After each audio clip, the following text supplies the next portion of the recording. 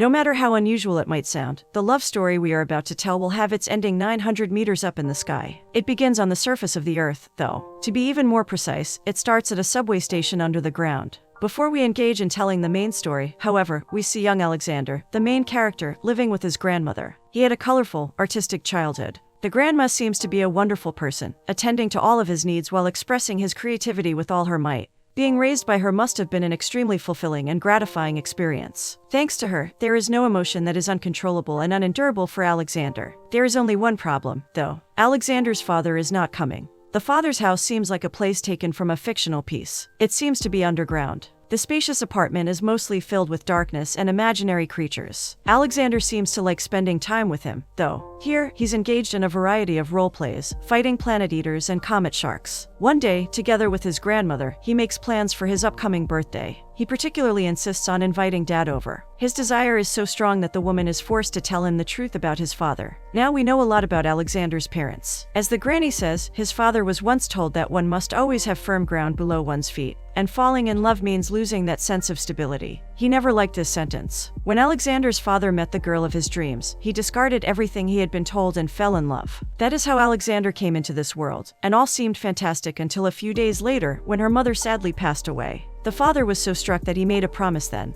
He followed his love under the ground, and promised her never to leave her side. This is why he is still living underground, near a subway station. After hearing this story, Alexander's perspective on life changes completely, and the stable ground becomes the most desirable thing ever. He promises never to fall in love. Taking this alteration of his mindset very seriously, Alexander's lifestyle is changed. To be closer to his mother too, he goes to sleep in the basement and starts drawing pictures on the walls of his father's apartment underground. The pictures seem to paint themselves, as all of it becomes a natural process for him, and this is how he finds his main passion, painting. Before the main part of the story begins, he's tempted to fall in love several times. While working at a cafe, girls go out of their way to try and seduce him, but the man stays strict and reserved, refusing to allow the feeling of love near his heart at all costs. And so far, he's been successful at that endeavor. This is the time when his father's mind begins to go backwards in development. He begins acting unusually and is clearly losing some cognitive abilities, so Alexander decides to quit his current job at the cafe and start working at an underground lost and found office to be nearer to his father. This is how he meets a variety of peculiar people. France, for example, seems to be quite an interesting character, obsessed with fictional stories about space, while Renate recognizes almost all of the passengers on her screens. With her, Alexander never fears falling in love, since Renate's heart is occupied by a security man who, paradoxically, is afraid of the dark.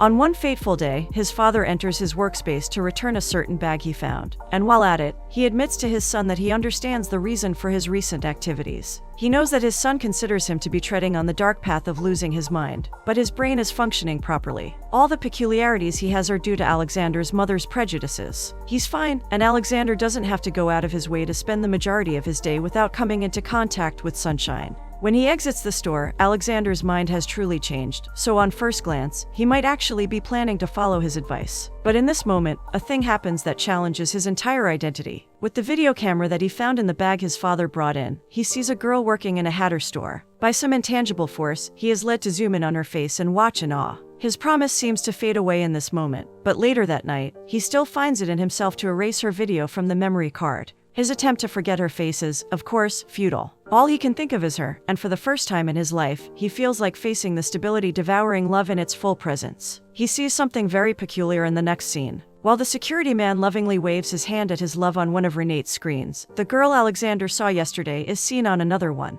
A dark blue feather is floating above her head, and as she tries to reach it, it floats further and further away. The girl blows on it then and lets it go. Shortly after, France meets a man who lost a very valuable collector's comic book, Operation Stardust. The man hopes that somebody might have found it and brought it here, but it seems to be lost forever, a shameful business for both, but the two immediately find friendship. France promises here to call him right away if anybody turns it in. Meanwhile, to get rid of the images of the girl inside his head, Alexander starts painting like never before. Letting the pictures outside of his mind, he depicts the girl in a starry night, riding a flying feather. It is the first time he has ever painted a woman on these walls, and he desires it to be the last. Just as depicted in the piece, Alexander wants this woman to float away from the boundaries of his head. According to his father, however, this cannot be the way to get rid of her image. It must be taken by her. That night, he starts carrying out a plan he came up with. The security, who's scared of the dark, knocks on his door and asks him to accompany him on his rounds. But unfortunately, Alexander has no time to spare right now.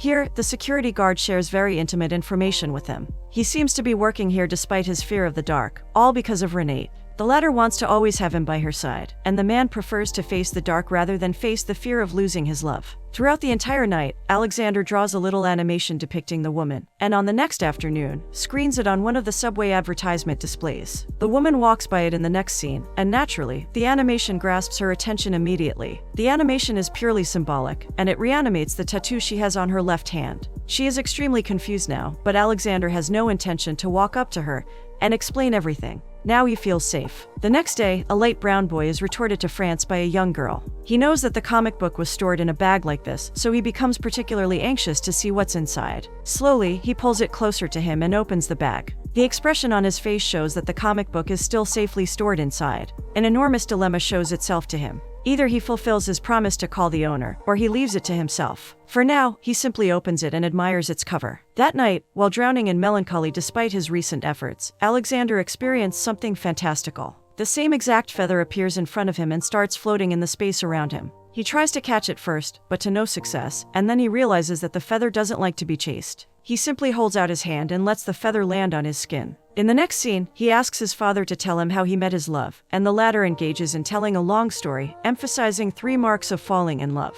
He says that if you are experiencing normal, exciting symptoms of love, it still doesn't mean you are looking at your eternally inseparable partner. You need to first undergo 3 stages of truly falling in love. Initially, the woman must directly and intentionally look into your eyes. The father turns to Alexander, but finds out that his son has fled. He already knows the first step. The next morning is full of anxiety for him, as he plans to do something he has never done before. He enters her shop after coming to work and speaks to her as a simple customer, until revealing his identity. This is how he does it. Coming closer to her, he takes off his hat and shows her the feather he's been hiding inside. The reaction of the girl is not something he expected. She realizes that Alexander is the freak who somehow saw her tattoo and left a message on the info screen. She seems not to appreciate this gesture at all, and Alexander has to explain himself properly before she expresses the initiative to talk to him in a friendly manner again. Alexander has been communicating with her solely with metaphors so far, and since he continues to do so after winning back her favor, the girl just asks him to leave. Despite all of this, however, a wide smile is stretched across Alexander's face when he leaves the shop.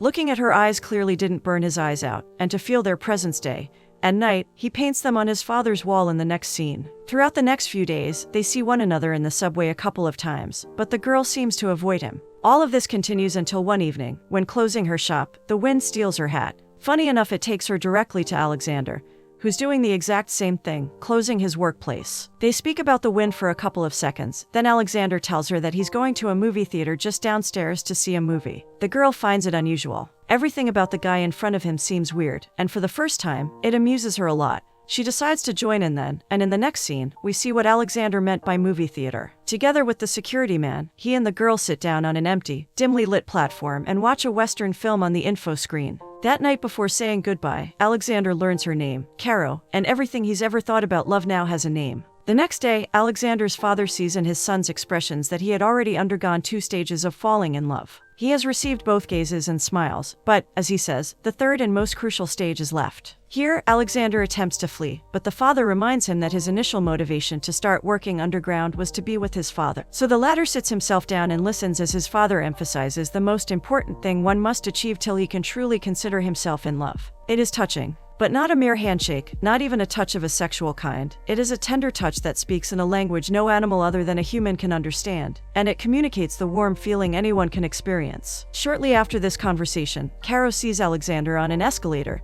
and invites him to a concert nearby. This is how they end up facing a street musician. They go to a cafe where Alexander used to work. The woman who tried to seduce him is still waitressing here, so she makes sure that Caro knows what a terrible guy Alexander is. Caro assures this person that she knows him perfectly well, and that she will make him pay. When the waitress leaves, Alexander gets interested in what she meant when saying that she knows everything about him. Here, Kara realizes that, even though everything she has learned so far about Alexander speaks about his general profile, she doesn't know one very important detail. Why does he work in an underground, lost and found office? Nobody chooses to work there. Rather than say, Alexander prefers to show her. Seeing the riches of the underground subway system surprises Kara a lot. The walls are filled with paintings. For the first time, she is truly impressed by Alexander. In one of the paintings, a comet shark is depicted wearing a dandelion helmet. This helmet seems to protect him from everything. As all of this is going on, it is important to mention that France is having a particularly hard time calling the owner of the comic book. It doesn't mean that he forgot about him. His contact information is pinned to the wall, waiting for a moment when France will manage to let the book go. The third stage of falling in love seems to be closer than ever the next night, when Alexander decides to show her something breathtaking.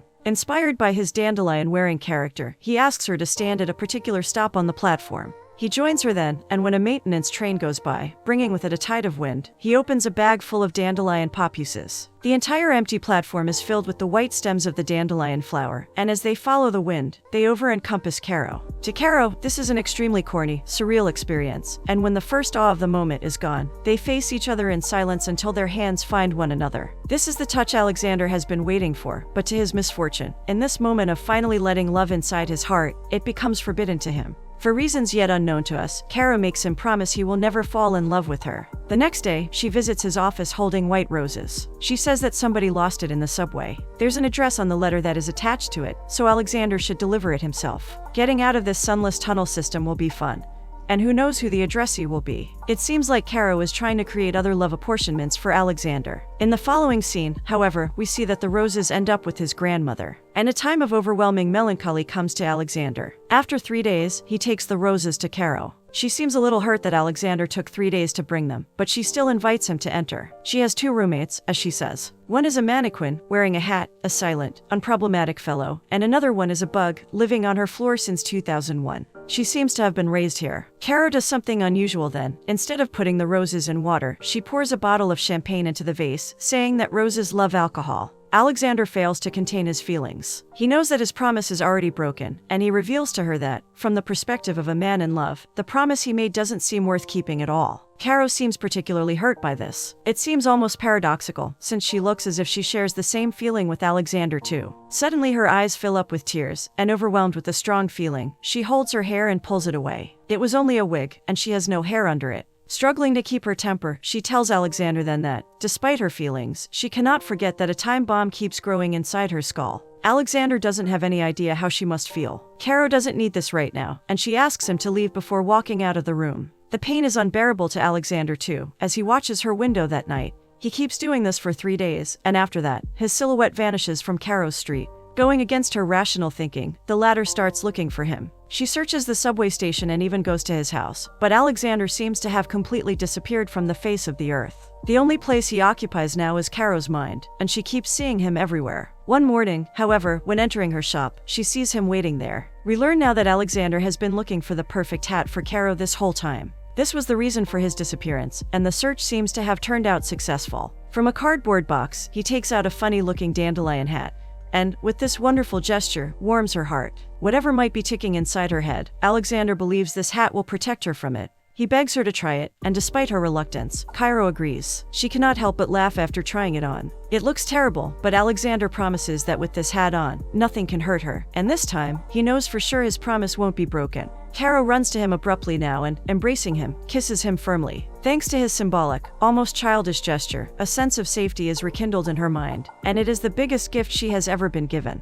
They kiss every morning, every evening, and every night, and as time flies by, their bond becomes stronger and stronger. One night, Alexander finds her in bed with quite an unusual appearance. Helium balloons are tied to her wrist as she tries to sleep. As she explains, sometimes she sleepwalks, and this is her homemade alarm system. Demonstrating how it works, she stands up and heads towards the living room at a slow pace. In the next room, there are balloons sticking out from the ceiling, and the balloons explode with a bang. Over the course of the next couple of weeks, their love grows, and the dandelion helmet does its thing. After a long time, Caro's condition seems to yield back a bit, and the doctor starts saying that she has a good chance of remission. She begins living an amusing, fulfilling life outside the hospital, but the doctor tells her in the next scene that it would be better to live in the hospital for the duration of treatment. Caro has no intention to follow his advice though. She displays herself as a person eager to fight against the most furious enemy anyone can ever face. But one day, while sharing her deepest secret with Alexander, we learn that she's afraid. It is late August now, and the treatment will end in late December. It has just begun, and already Caro feels its devastating effect on her body. The pain makes time go slower, and she feels as if the dandelion helmet is slowly losing its power. Alexander should come up with something else. She moves in with him then, and Alexander quits his lost and found job.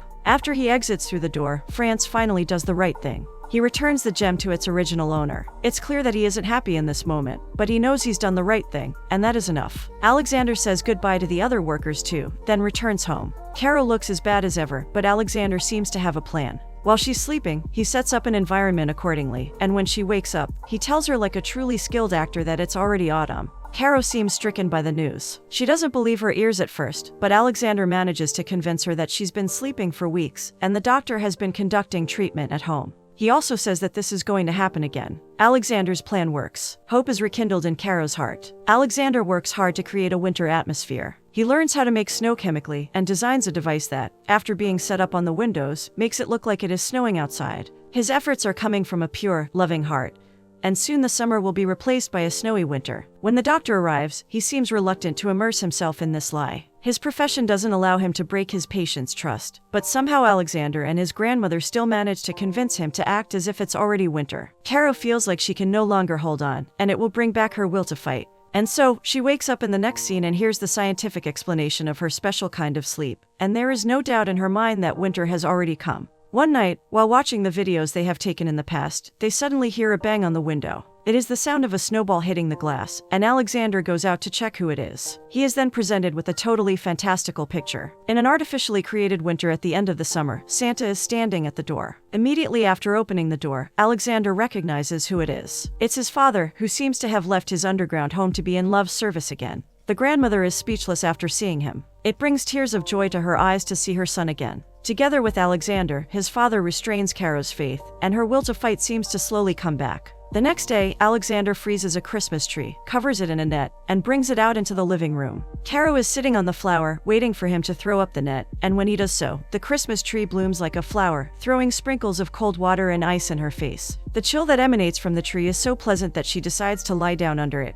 and imagine colorful butterflies flying around its needles. Here, she admits she had a dream again. In the dream, she was sleepwalking, but her alarm system didn't work. She didn't want it to, and for the first time ever, she was able to cross the threshold. A completely different world presented itself to her then. She felt unusually light, so light that her balloon lifted her into the air. Lying beneath the cold tree, she also says that up there in the sky, she felt the presence of another, and holding on tight, she felt safe and strong in her skin. The butterflies really do appear then, and they make their home in the tree too. In the next scene, Alexander goes to Caro's place to bring back her winter clothes, and a sudden, terrible apprehension comes over him. Even though it seems like nothing is evidently wrong, he runs back home as quickly as he can, expecting the worst. Approaching his home, he passes an ambulance vehicle and rushes upstairs, where the doctor is standing. Caro is in bed, struggling to breathe. Life seems to be slowly leaving her body, and now, after feeling his hot skin, she realizes Alexander has been lying about the winter. The way they say goodbye is heartbreaking. All Alexander can do is encourage her to hold on tight.